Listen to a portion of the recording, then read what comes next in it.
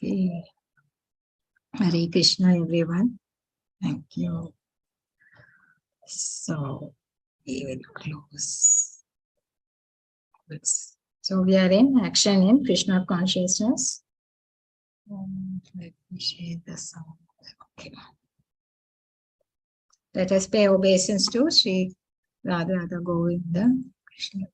Okay. Om Ajnanatimmirandasya Jnanakashalakaya Chakshurmitam Mena Tasmai Shri Gurave Namaha Shri Chaitanya Manobhishtam Sthapitam Mena Bhutale Swayam Rupa Kadamayam Dadati Swapadantikam Vandeham Shri Guru Shri Yutapada Kamalam Shri Guru Vaishnavscha Shri Rupam Sagarajatam Sahagana Raghunatham Vittam Tam Sajivam Sadvaitam Savadutam Parijana Sahitam Krishna Chaitanya Devam Shri Radha Krishna Padan Sahagana Lalita Shri Vishakana Vittam Sha He Krishna Karuna Sindho Dino Gandho Jagat Pate Gopesha Gopika Kanta Radha Kanta Namostute Tapta Kanchana Gaurangi Radhe Vrindavaneshwari Vishabhanu Sute Devi Pranamami Hari Priye Vancha Kalpatrabhyascha Kripa Sindhuvaya Cha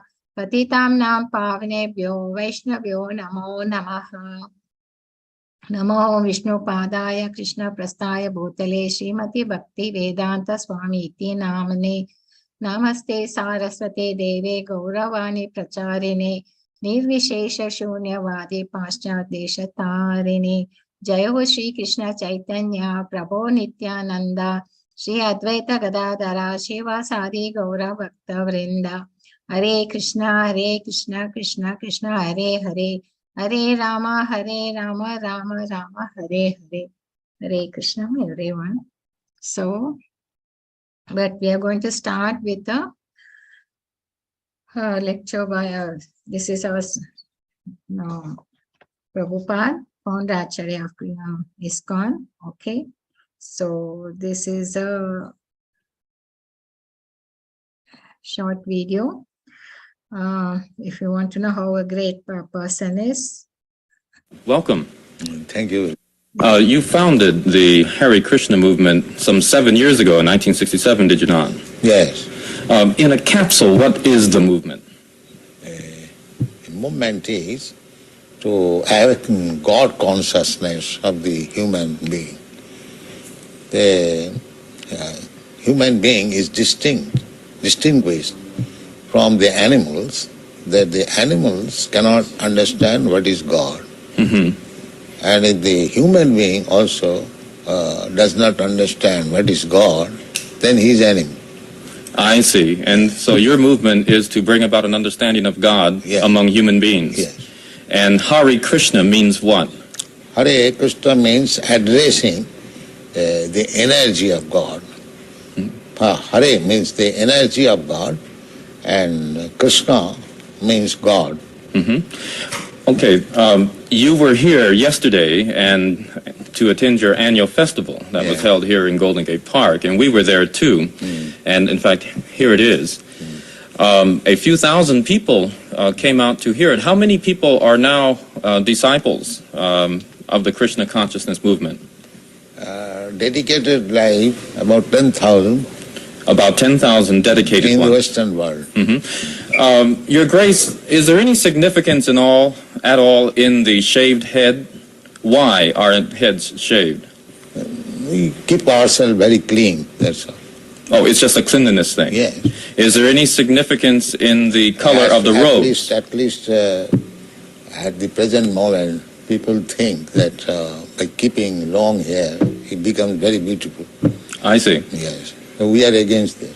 Mm-hmm. Just as simple as that. Is there any significance in the yellow robes?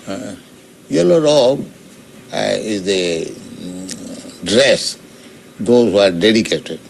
It could very well have been a blue robe. It's something that was arrived at. This saffron.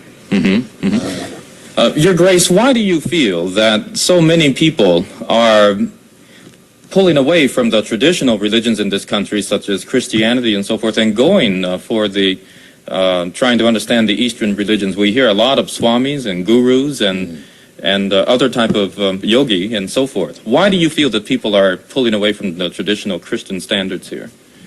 But we see that the Christian churches, especially I have seen in London, mostly closed. People are not interested, or the Christian leaders, they cannot make them interested.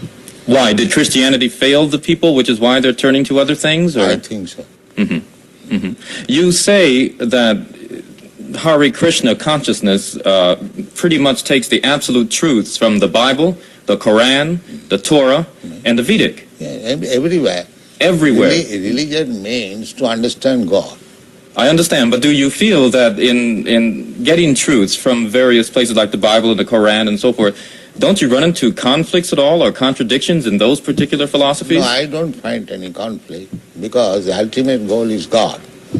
So you have to understand God and try to love Him. So you can go through any religious process. If the goal is attained, that you understand what is goal, and you try to love Him, then your life is perfect. Why do we see so many of your followers chanting almost all the time? Chanting means to keep association with God always. So you have to audibly chant Hare Krishna? Yes. This is transcendental vibration. Just like a radio message. If you keep contact with the radio message, then you know everything what is going on outside. Similarly, this transcendental sound, Hare Krishna, if you chant, then you keep connection with God directly. Thank you very much, Your Divine Grace. It's been our privilege to talk with you and to meet you. Thank you. And hope that we can see you again when you return. Hare Krishna.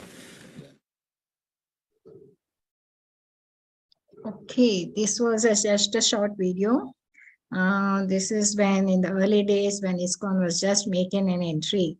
So you can see that how many, that he was a great founder Acharya, and he could easily make devotees all over the world, isn't it? So we'll start with a little recap of what we did yesterday. Yesterday was all about the history of Bhagavad Gita and how Krishna gave this knowledge. Even it's not new or just given to Arjuna. It was given 120 million years ago to sun god. So it was a imperishable science, Avyaya. Okay, and then it has come down to the earth 2 million years ago, and it is our legacy to learn about it. Okay, so Krishna is the goal for all of us. So why he has come? He gives his reason to establish the religion back, because it has gone down and the chain has the parampara. So this parampara is very important. We have to have a right bona fide spiritual master to hear this science. And then he talked about karma yoga, and also finally he said that Vidipa Panipatena, that is, we need to go to learn this science from a spiritual master, humbly serving him. Okay. And he says that once people who know this transcendental knowledge have got liberated. So that is the purpose for understanding this transcendental knowledge. Like there were 12 Mahajanas, Brahma, Shambhu, Narada, Kumara, Siddhu, Kamilamani, Janaka Maharaj. He gave the example of Janaka Maharaj, isn't it?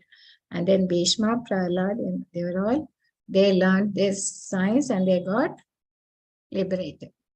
So this the chapter has got 4 parts.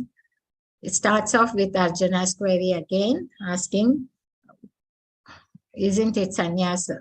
The karma sannyas is much better than karma yoga. So again, he's asking this, because this is the spiritual. Many people have this idea that spiritual means you just leave everything and go up to the Himalayas, give up the activities, and that is the picture all of us have, even today also, and stop all activities.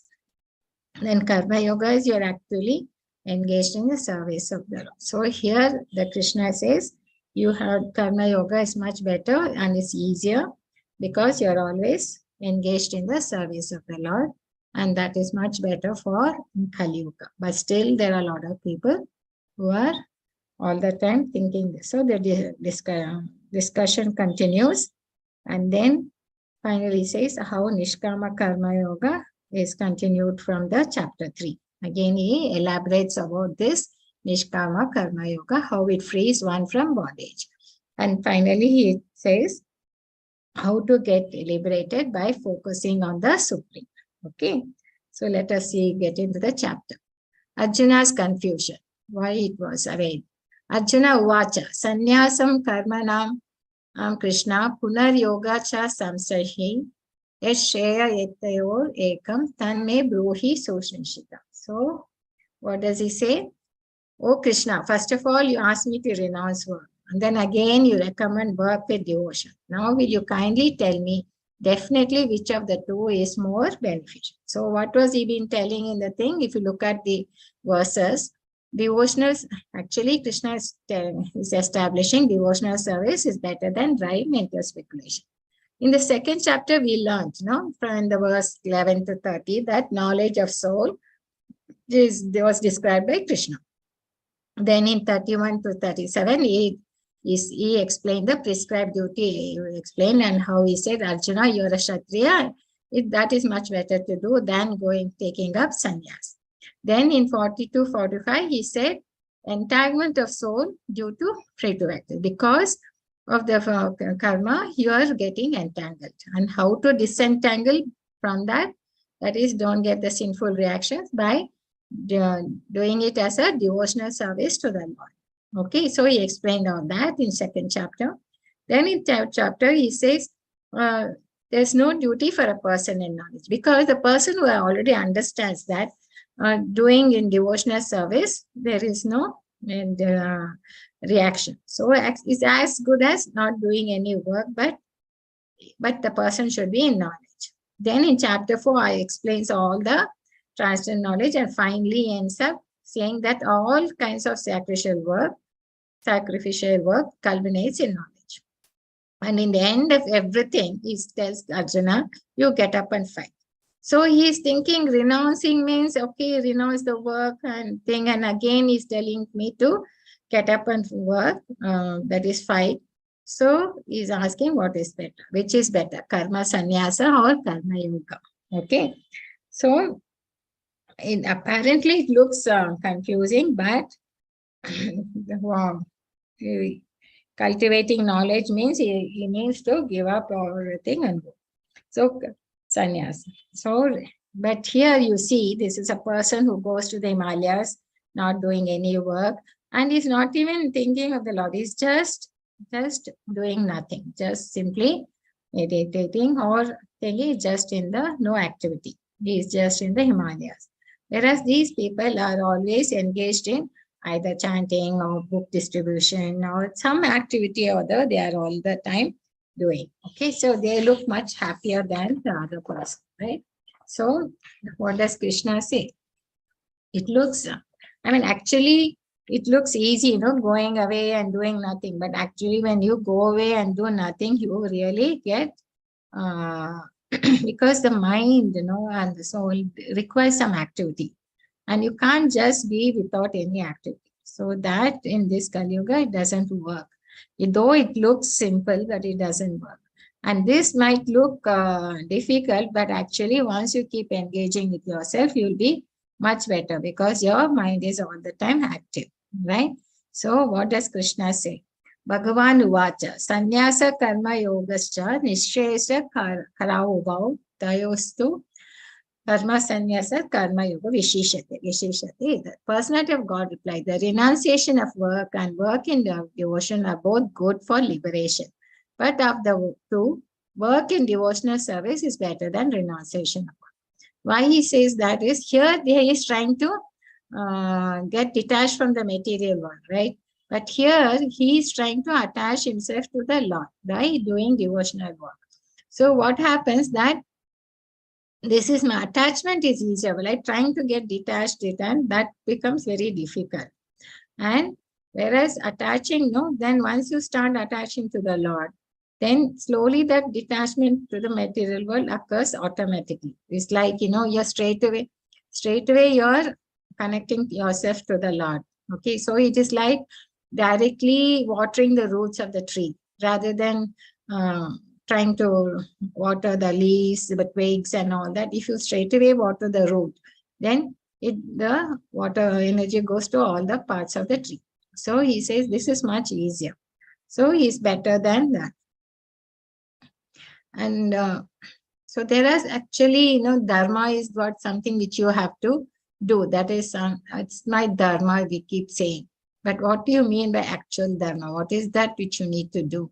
There are 6 kinds of dharma. That is vidharma, religion, where you are in the name of religion, you are doing sinful acts. Like, some people say, give up Vedharma, that is, some people even take up ganja, saying that that's what it is to be done and all that. But actually, in the name of religion, they're doing sinful acts. Paradharma is some religious principles for which one is unfit. Like this, Arjuna is telling, no, I'll become a sannyas, but actually he's trained for a Kshatriya. So that is also not, which is doing something which you are not fit for it. But dharma is helping others materially. That means that is what you want to do. That is like sub-religious principles. Okay, it's quite near to the real dharma, but it is helping others. It looks nice. But chalo dharma is cheating. That is, you tell that this is there in the shastras, but shastras never says. So you are cheating people in the name of religion. Dharma abhas is pretentious. You put all the tilak and you take the dress of a sannyas and then you go and preach. But after preaching, you come home and then you do not follow the rules and regulations. That means it's only a shadow. You only are pretending. But in real life, you are not practicing whatever you're teaching. Okay, that is the Parodharma is the eternal religion of the soul. And this is what Bhagavad Gita is teaching us. And it is an advanced book. Some say that Vedas are more important than Bhagavad Gita. But actually, Gita is more important because Vedas came as a manual. Like when the Lord created this material world, he gave us the manual in the form of Vedas. Okay, how to live in this jail and how to get yourself out of it, right? But it's like a mobile. When you buy a mobile, you get a manual. Same way we got the Vedas right from the thing. It tells how to live in this world and thing. But Bhagavad Gita tells us how to go back to his abode. So there is, which tells you how to get out of this jail. That is Gita. So Gita is, and it's much, it tells you how to connect yourself to the Lord and nothing to do with the other 5 regions. So many people will get confused with this. Which one? That is Manav Seva is equal to is Madhav Seva. So there are people, many people think it's much better do Seva to the Manav rather than, it is same as doing the Seva to the Lord. Okay, I don't know how many of you are still of this thought, but this many people get caught into it. Though it looks similar, but there's a lot of difference in the two. Okay. So how many of you believe this? That is Manav Seva is equal to Madhav Seva. Can you put in the chat? How many of you believe in it? Hare Krishna. But there, you need to be little clarity on this. Okay. So what it means is that, I don't know if anybody has answered. Anybody wants to be quiet. Actually, this class, I find a lot of people being very quiet. See, it's like this. When somebody is hungry and all that is good, we have to help them out and we have to take care of that.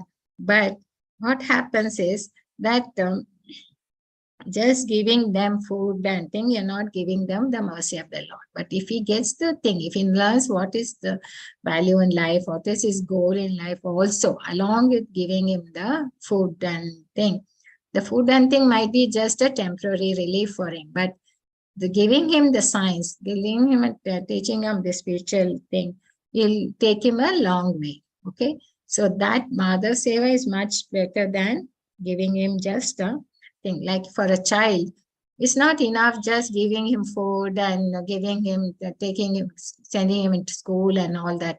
Don't we teach them values in life? Don't we teach them sanskaras? Don't we give that so that he becomes a better citizen in life, isn't it? So we have to give him all round.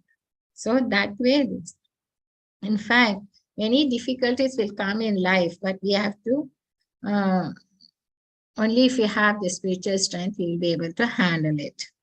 So there's example with Prabhu, our Prabhu Namanishta gives all the time is the Duryodhana. He said, finally, Duryodhana, they were trying to tell him many times, Krishna was trying to give him the thing about this absolute truth many times, but he didn't listen.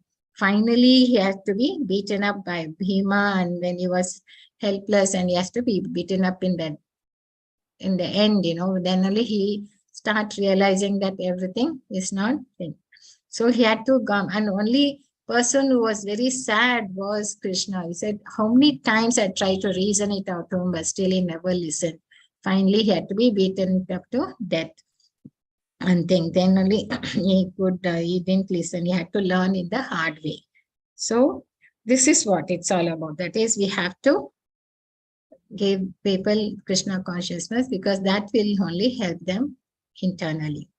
This is a story from the Srimad Bhagavatam about Krishna, about King Nirga. Okay, King Nirga, he was very, very fond. He was the son of Ikshvaku. Yeah, he was fond of giving a lot of charity, fruit sacrifices, and doing a lot of charity. He was so much, and people knew him more by his charity work. And one day, what happened? Some mistake occurred. Like, he gave some cows to a Brahmana, and the cow, what happened? It came back to his Goshala without his notice. So the next day when he was giving charity, the same cow, he gave it to the second Brahmana. The first Brahmana came and was searching for this cow, and when he was searching, he found this second Brahmana was leading the same cow. So they both fight, saying this was given to me yesterday, and the other one said, no, it was given to me today. Finally, the king realizes that there was a mistake has occurred without his knowledge, but both the Brahmanas curse him, saying that you did such a thing in the name of charity, and you are trying to do that and trying to give the same thing to 2-3 people. So they cursed him, and then he went to the thing at the end of the hour. When the final hour, Yamaraj asked him, what will you like to satisfy first? Further, you want to enjoy your punya, or you want to first suffer for your papas? First he says, okay, let me finish off my papa account. So then he becomes a lizard for this mistake he has done, and he was lying in the well for a very, very long time. Okay, so then in Krishna Dwapara Yuga, there were a lot of children were playing around. They saw this lizard and they couldn't bring him out. Then they went to Lord Krishna, and he came, and when the minute he touched the lizard and thing, he got delivered by Krishna. So then King Nirga confesses what happened and why he was lying there as a lizard. So this is the futility of fruitive activity. So devotional service is the only auspicious activity for the soul. Okay, because he was doing it, for his own pride, he was taking more pride in that, doing the charity work rather than doing it as a devotional service. So finally, he had to suffer for that. So devotional service is the only auspicious activity. So actually, Rupa Goswami says renunciation, it gives a proper understanding of renunciation. When persons eager to achieve liberation renounce things related to the Supreme Personality of God, thinking them to be material. Their renunciation is what? That is, they go to such extreme level, no, they think everything is material, no, it is, we have to renounce. Otherwise, no, think, but that is not the complete renunciation. Suppose, like now I'm using this laptop for delivering this, taking this Bhagavad Gita class. So I'm using it for the one devotional service. And it is not a luxury. Actually, it is easy because of the internet. We are able to come in contact with so many people and able to deliver this lecture. But they know they go into such, they won't even eating delicious food also. They'll all mix everything so that they don't taste individual and just have. And they think going by a flight is very luxury. But if I can use the flight and go to some place for the devotional work, that is not. So here they go to such extreme vairaga. There are people like that, Mayavadis. So they think that everything, the material is, we have to renounce. But that is not complete. If you could use the material, even that material thing for the Lord's service, then it is not a renunciation. I mean, you don't have to renounce it. There are some, actually, Prabhupada, they were asking some of the reporters, saying, you live in such a big temple and you go by cars and all that. And isn't it for a sannyasi, you should not do all that. But he said, all these are not mine. It's all for Krishna. We have these cars and we have this temple for congregation, for people to come so that we can share this science, and we have a place to do devotional service to the deities, and then to distribute the Bhagavad Gita, talk about Bhagavad Gita. You need a place, isn't it? And then you need vehicles to move around to distribute the books and all that. So this is all, whatever we have, we are using it for the devotional work. So we should have the proper understanding of renunciation. Okay. So Krishna says, continuing, one who neither hates nor desires the fruits of activities is known to be always renounced. See, even hating is also a kind of sign of attraction. I mean, you try to think, that means you feel you are scared of getting attracted to it. So that also is not, that is also a kind of sign of attraction. Okay. So, and such a person, liberated from all dualities, easily overcome material bondage and is completely liberated, wholeheartedly harmless. So what he does is, he is renouncing the results and not the action. So Karma Yoga is much better because you only have to renounce the results and not the action. Unless one is engaged in devotional service of the Lord, mere renunciation of activities cannot make one happy. The sages, purified by works of devotion, achieve the supreme without delay. See, a person just going off to Himalayas and no activities, no, it will not make him happy, because mind and the body require some activity. And here we see people are quite happy going around Sankirtana Yajna. So they are purified by the works, because we have so many anarthas in us. It requires purification. So unless you get purified, you won't be happy. So you have to be engaged in devotional service and don't just renounce the activities.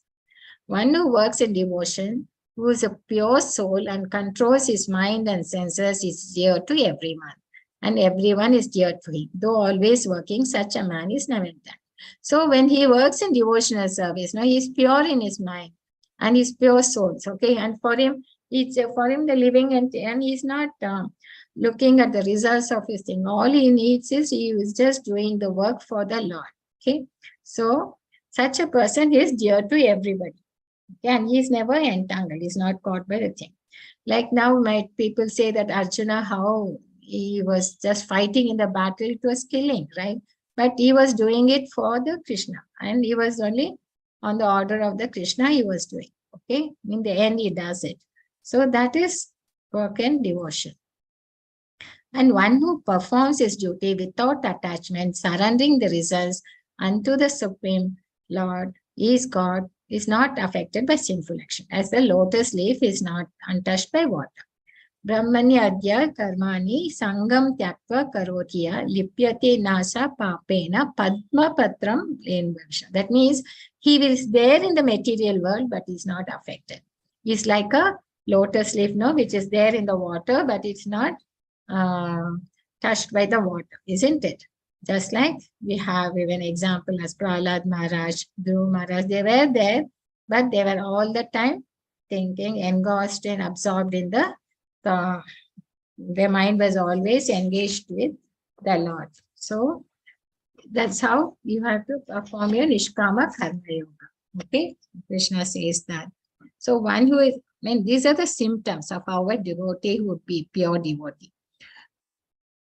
Living in this, how one can do his duty unasked. So yogis, abandoning attachment, act with body, mind, intelligence, even the senses only for the purpose of purification.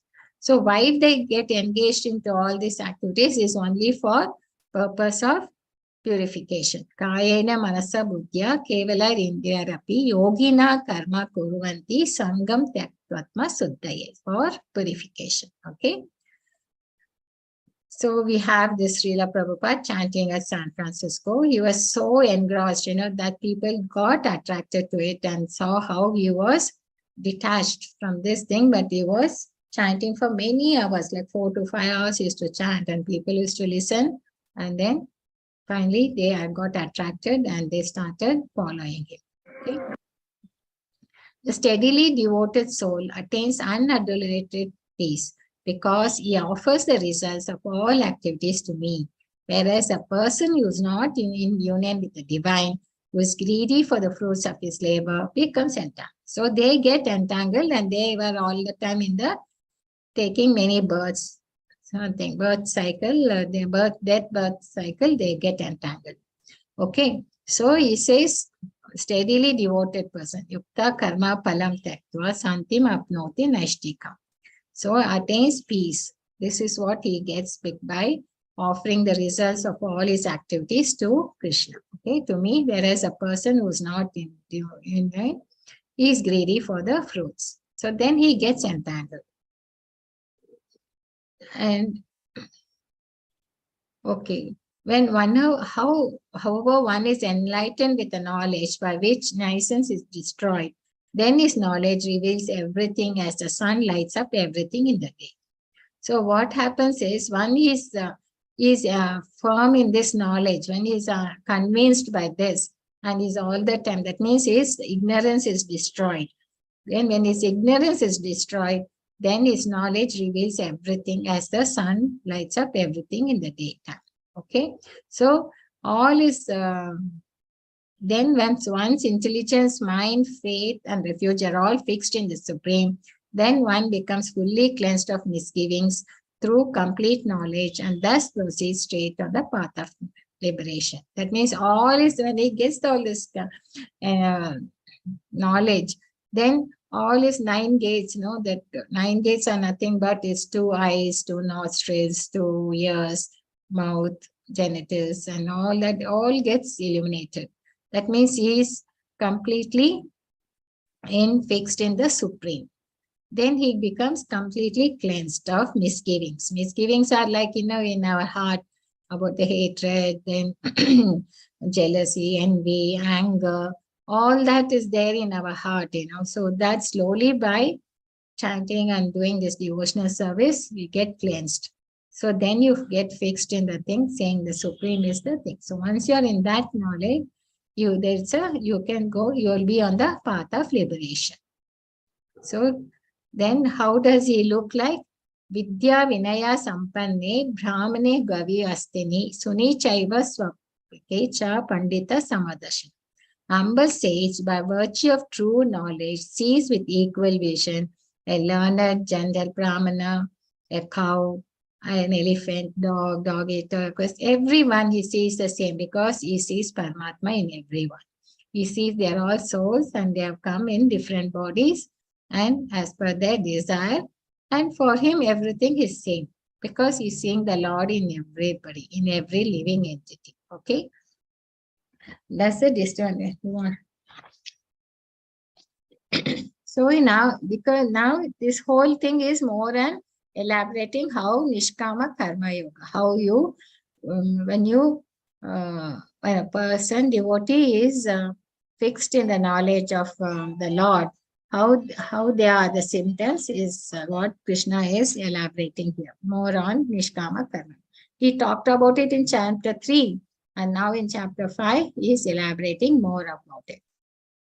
And why he says with equal version, because such a liberated person is not attracted to material sense pleasure or external objects, but is always in trance, enjoying the pleasure with him. In this way, the self-realized person enjoys unlimited happiness, for he concentrates on the Supreme. Because he's not, whether he's not involved with the material thing, no, because he looks like an outsider and he knows that everything is done is by the material senses. Okay. So he's like, seeing a movie around, it's like that, and he's like detached because he knows everything, he's doing it for the Lord. So it is not for himself. So if only when you do it for yourself, then you feel happy, sometimes you feel sad, you feel lamenting and all that, because you're focusing on yourself. But when you're focusing on the Lord and you're trying to do everything from him, he is in that way always enjoying that, concentrating on the Supreme. So he is an unlimited happiness. So what is the need of giving up the sensual pleasure? And what are these sensual pleasure that entraps a living entity? So here Krishna says, intelligent person does not take part in the source of misery, because that is the ones which gives us the misery, which are due to we are in contact with the material sense. Or son of Kunti, such pleasures have a beginning and an end, and so the wise man does not delight in them. Okay. So what does the sense pleasures? So here there's an example of these moths. No, they get attracted to the light, isn't it? To the sun, and slowly they go because of their eyes. Eyes are so powerful. They get attracted to the light and they end up thing. And then we have the example of a deer, which is very much tuned to any fine music. If you put in the hunters, that's how they trap the deers. They play a beautiful music and they get attracted to it, and they get caught by the hunters because their ears are very sharp. And here we have a bee which gets attracted to the lotus by the smell. Okay, and finally when the flower closes up, it gets stuck. And then the fish, it is all the time trying to eat something, taste, and when the bait comes, it goes and gets caught into it. Same way, that was a taste, tongue. And this is the elephant, which is, they put a she-elephant in front of it in the forest, and then it gets attracted to the she-elephant, and finally it falls into the thing. That's how they catch the elephants in the forest.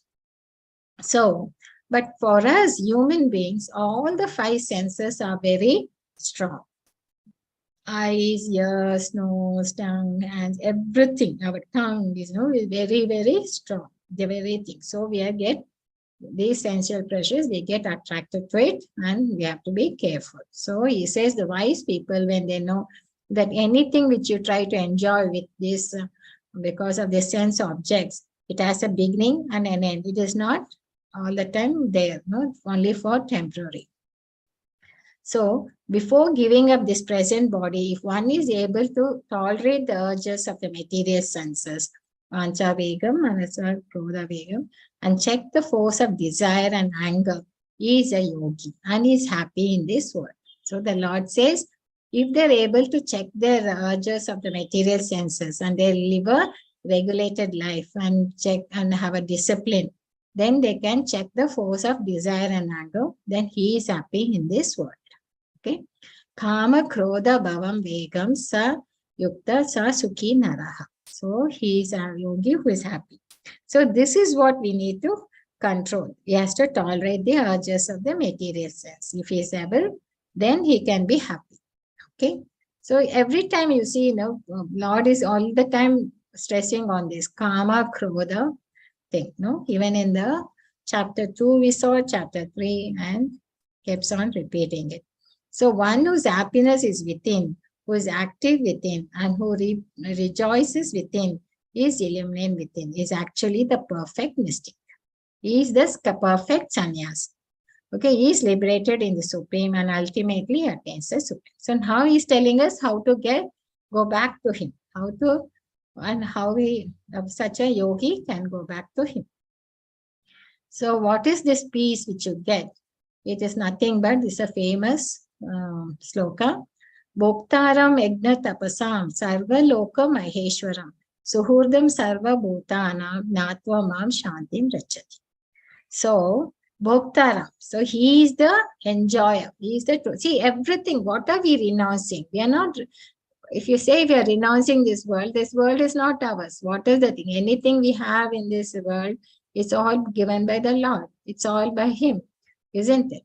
So even the endeavor, if you do some work or thing, even our Shakti, our energy, everything is given by him, right?